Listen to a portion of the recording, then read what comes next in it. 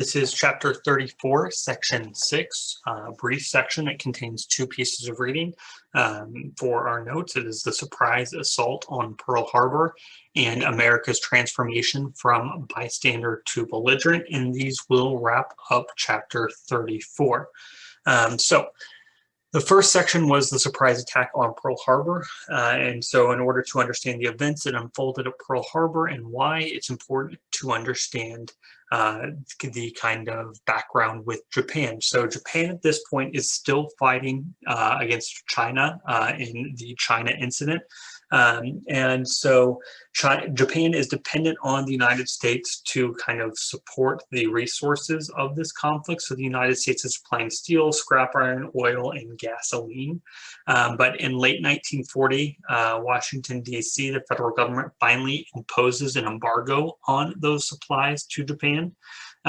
So we stop sending them. And then in mid-1941, we freeze all Japanese assets in the United States.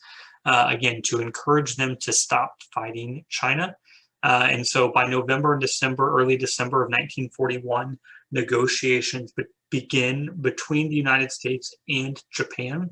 At this point, the United States is demanding that Japan withdraw from China to stop these economic barriers with the embargo and the freezing of assets.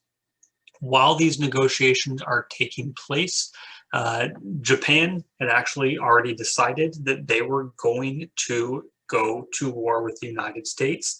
The US government and FDR expect an attack to happen somewhere closer to Japan, whether that be the US-held territory of the Philippines, Malay.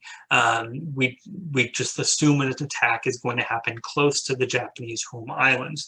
That attack does come while negotiations between the United States and Japan are taking place, but not where the United States expects. And so what becomes known as Black Sunday, or the day that will live in infamy, December 7th, 1941, it is the surprise attack on by Japan on the U.S. naval base in Pearl Harbor, Hawaii, that result in 3,000 casualties. And the destruction of the U.S. naval fleet and aircraft carriers. So it is not only obviously not good that it catches us completely off guard, but it is devastating to specifically our Pacific fleet. And so with this, the United States the next day, Congress passes resolution to declare war on Japan. A couple of days later, Japan's allies, Italy and Germany, declare war on the United States. And so by December 12th, 1941, the United States is at war with Japan, Germany, and Italy. That finishes chapter 34, section 6. That also finishes chapter 34. For our purposes, we're combining chapters 34 and 35. That's essentially the U.S. lead up to World War II. And then chapter 35 is the U.S.'s involvement in World War II. So we'll pick up on the U.S.'s involvement in World War II with the next section and chapter of notes.